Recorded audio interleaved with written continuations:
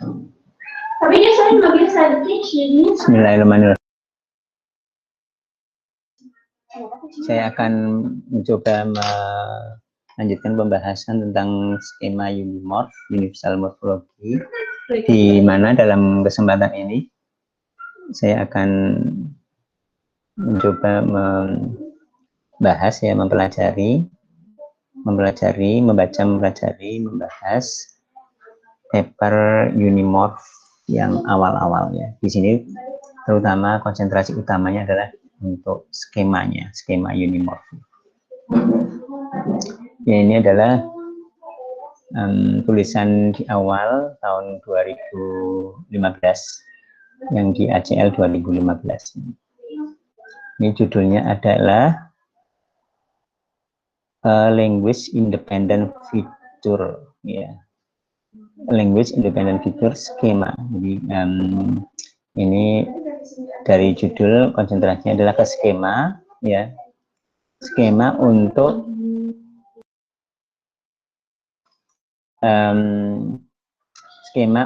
inflectional morphology, skema untuk inflectional morphology, ya. Jadi fitur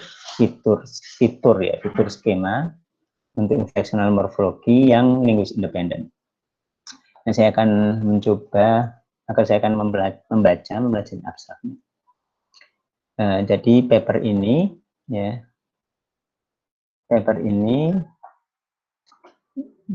menampilkan sebuah skema fitur morfologi yang universal, ya, yang merepresentasikan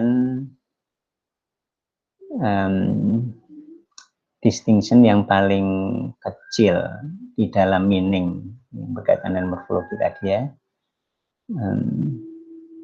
yang berkaitan dengan infleksi, ya. Infleksi itu artinya ya, ada juga derivasi, ya, kita tahu ini adalah infleksi yang untuk lintas bahasa, ya, lintas bahasa. Ya, skema ini dimaksud digunakan untuk mengeneralisir atau menguniversalisasi, ya, datanya itu diekstrak, ya. Jadi data unimorph ini mempunyai kumpulan data juga dari bahasa-bahasa yang itu diekstrak dari Wiktionary, ya. Dari Wiktionary, nanti ada penjelasannya di paper ini, contoh dari Wiktionary dengan parsing, ekstraksinya itu sendiri, ekstraksi dari Wiktionary itu ekstraksi tabel, ya, memparsing menggunakan multidimensional tabel parsing algorithm. Jadi algoritma memparsing dari tabel-tabel di Wiktionary, ya, yang dan memappingkan ke paradigma.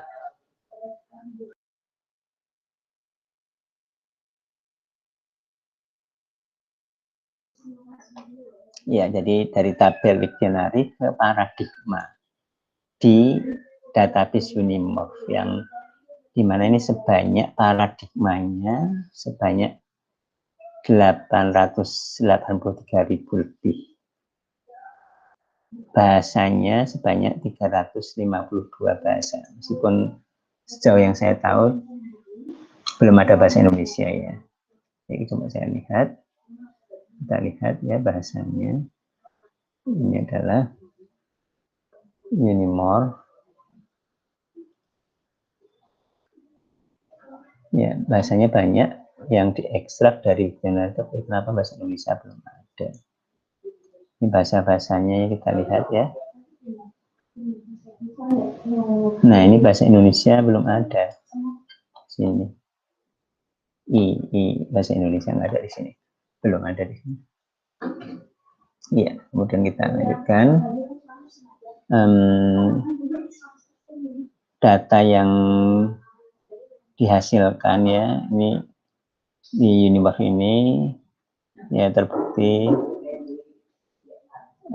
bagus, ya, efektif untuk training morphological analyzer, ya. untuk morphological analyzer. Ya, jadi untuk data training ya, untuk data training untuk morphological analyzer, ya, artinya untuk menghasilkan MSD ya, dari apa, inputannya itu adalah misalkan sebuah kata atau kata dalam konteks, kemudian keluarannya adalah misalkan morphosyntactic description atau morphological figure seperti yang dibahas di video lain. Ya, ya akan ini secara signifikan lebih bagus daripada paradigma learning framework yang ada di sini. Oke. Ya, artinya di sini prosesnya adalah proses menggunakan proses ini, yaitu adalah abstraknya untuk paper ini, kemudian kita lihat introduction-nya. Ya, yang intinya di sini salah satunya ini adalah ini cross-linguistic analysis untuk large scale, kemudian secara garis besar aja karena ada beberapa paper yang akan kita lihat dan kita konsentrasinya ke skemanya ya. Nah, kemudian diambilnya, diekstraknya dari Wiktionary, seperti dikatakan bahwa di Wiktionary itu adalah dictionary. Wiktionary itu adalah dictionary, kamus ya. Adalah kamus ya, kamus yang multibahasa. Ya.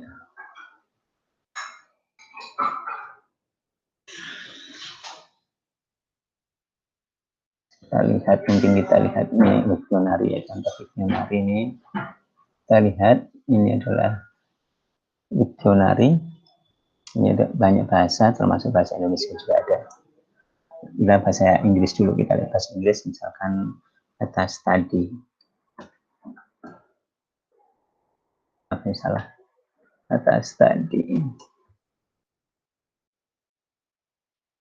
Ya, jadi di sini ada kata study. Kemudian ya ini adalah kamus yang dari berbagai aspek untuk kata itu, ada study, kemudian study, self study, study group, study tour dan lain-lain. Ini contohnya kata itu, dan ini banyak lagi, masih banyak lagi ya. Ini adalah bentuk plural dan lain-lain. Ini contohnya yang lain, misalkan kata benda, misalkan car. Ya, ini adalah di sini ya, yang bentuknya, bentuk penyimpanannya itu ya banyak dalam bentuk tabel ya. Kalau sekarang kita bahasa Indonesia, misalkan bahasa Indonesia di sini, ya, misalkan apa, rumah, rumah. Ini masih seperti ini ya tampilannya. Ya oke lah. Ini adalah dictionary ya. Nah, kemudian kita lihat ya.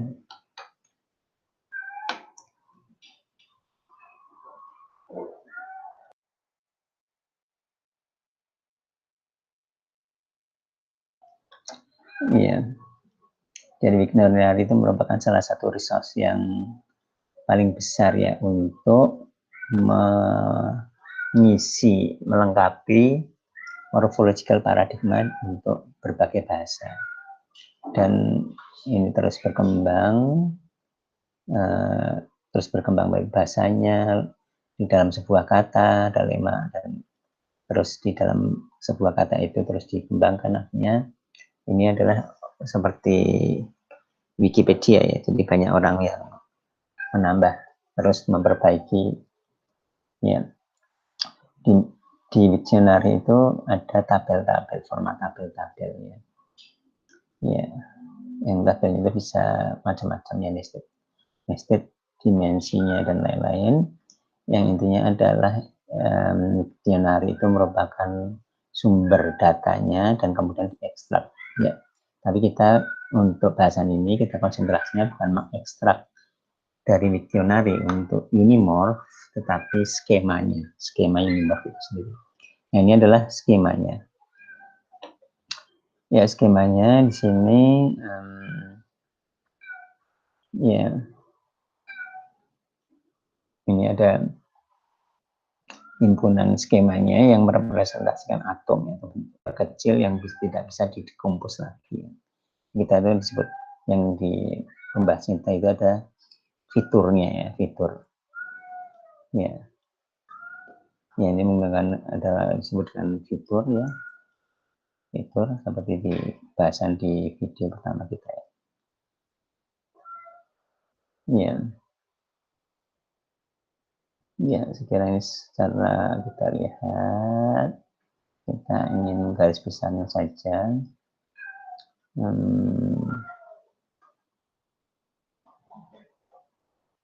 Ini ada universal dependency ya. Jadi di universal dependency project itu juga ada ya untuk yang morfologinya. Meskipun universal dependency project itu adalah untuk sintaks untuk pohon, sintaks untuk parsing yang dependency, tapi juga menggunakan morfologi skema juga ya.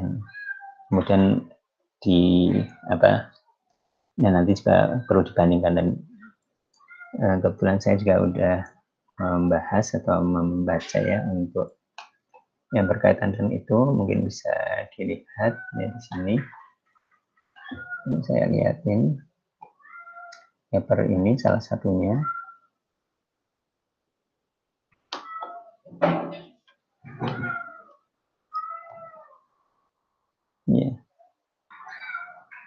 Ya, marrying ini saya lihat juga.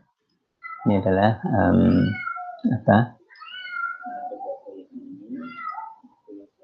marrying universal dependencies and universal morphology. Jadi di sini bagaimana mencoba menggabungkan antara universal dependency dan universal morphology. Ini paper yang saya coba pernah untuk yang sudah saya pernah pelajari juga.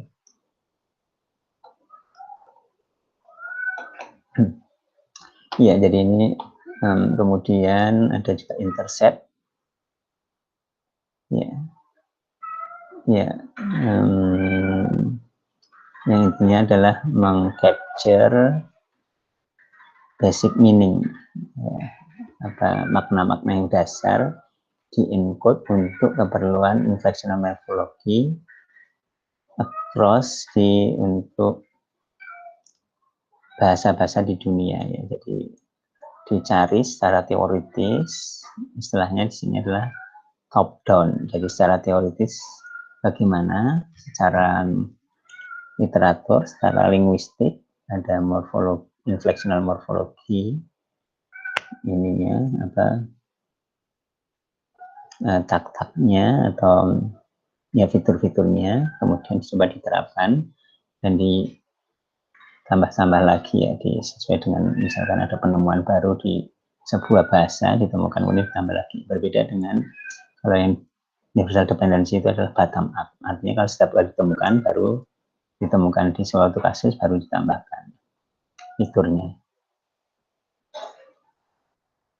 sehingga kita lihat kalau yang pernah kita lihat di sini misalkan ya di sini misalkan akan sangat banyak fiturnya, dan untuk banyak bahasa yang dipakai itu hanya sedikit sebenarnya dari yang ini aja ya, dari yang 212 fitur ini relatif sedikit ya, persentasenya sangat sedikit. Jadi misalkan bahasa Inggris mungkin dari 212 mungkin separuhnya atau bahkan kurang yang ada yang digunakan bahasa Inggris.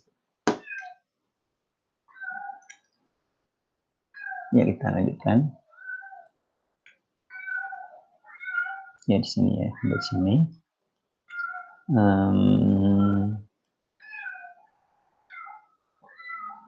Ya, ini di sini ada yang disebut dengan dimensi ya. Nah, kita bahas juga dimensi ada 22 ya. Kemudian misalkan dimensinya adalah ini ya, kemudian dimensi yang mengekspresikan adalah sekali lagi untuk inflectional morfologi, inflectional ya, bukan derivational, hanya khusus inflectional. Ya, jadi di survei di sini secara di survei linguistik tipologinya, kemudian disusun dimensi-dimensi dan fitur-fiturnya. Ya, kemudian setiap dimensi diidentifikasikan finite distinction ini untuk mencari fitur-fiturnya. Ini contohnya, ada contoh-contoh. Fiturnya contohnya adalah ini, dan lain-lain. Ya. Kemudian, oke. Dan ini kontennya sendiri, konten dari skema Unimorph itu ada 23 dimensi di sini ya. Di sini, 2015 ini ada 23 dimensi, 212 fitur. Ini contohnya adalah tabel 1 yang memperlihatkan dimensinya atau dimensi makna dan fitur-fiturnya. Ya, tabel 1 ya. Nah, tabel 1 ini. Ya, ini jadi tabel 1. Ada dimensinya, ada 23. Di sini apakah sudah dilihat semuanya? 1, 2, 3, 4, 5, 6, 7, 8, 9, 10, 11, 12, 13, 14, 15, 16, 17, 18, 19, 20, 21, 22, 23. Jadi ada semuanya di sini ya. Ya, saya kira bagusnya ada tabel ringkasan seperti ini ya. Tabel ringkasan seperti ini yang menunjukkan dimensinya, kemudian setiap dimensi dibagi-bagi menjadi fitur, dan di fitur ini label akhirnya itu adalah fitur, dan ini label singkatan di sini.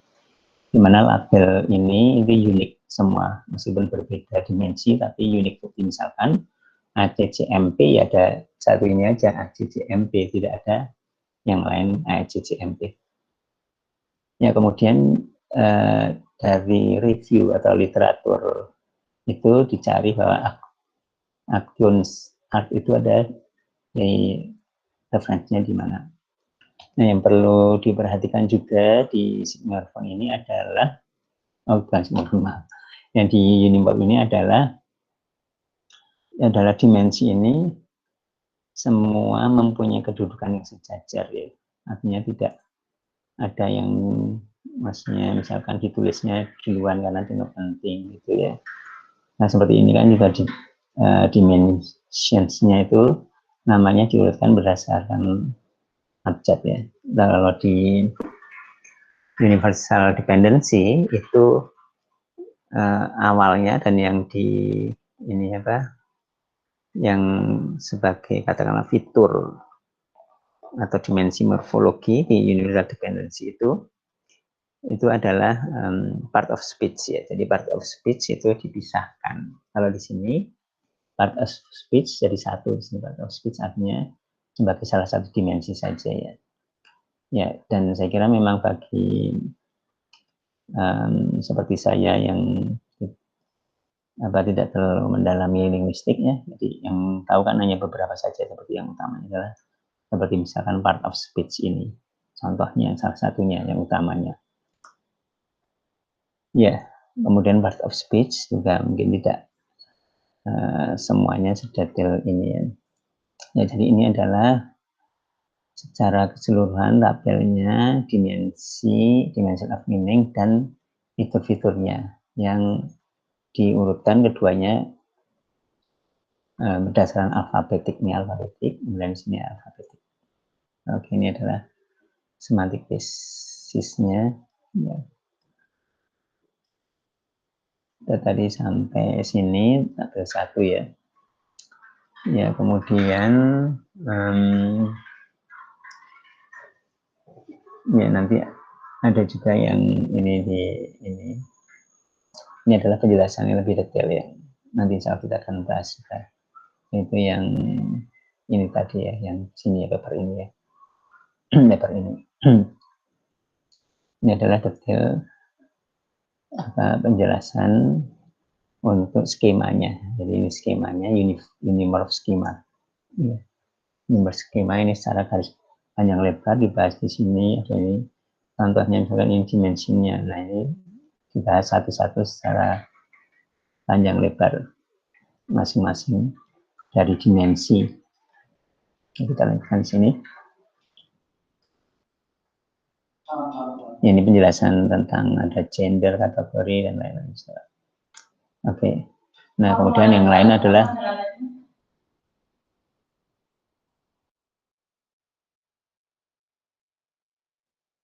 ya, kemudian ini adalah ekstraksi dari Wiktionary. Dari ekstraksi dari Wiktionary ke unimorph data kita tidak bahas ya, kita konsentrasi ke skemanya. Ya, nanti akan kita lihat aja sekilas bagaimana mengekstrak tabel HTML. Tabel HTML itu maksudnya dari Wiktionary ya. Jadi dari Wiktionary itu seperti ini, misalkan contohnya bahwa ada contoh, ini contoh artinya tidak standar, artinya antara satu kata dan kata yang lain di dalam bahasa yang sama, atau bahkan untuk bahasa yang berbeda bisa tabelnya tidak standar. Ini contoh untuk misalkan untuk bahasa Perancis, ini contoh untuk bahasa Perancis ya. Ya, bagaimana bahasa Perancis, kemudian ini ada kalau singular atau second, kemudian present, simple tense, dan lain-lain, dan lain-lain. Jadi ini kalau kata seperti ini artinya adalah yang mempunyai fitur-fitur yang seperti ini. Bagaimana diekstraknya? Bagaimana diekstrak sehingga diekstrak menjadi sehingga seperti yang pernah kita bahas itu, yaitu menjadi seperti ini ya. Ini seperti ini. Misalkan ya gini. Diekstrak menjadi seperti ini. Ini ya, Pak. Ini seperti ini.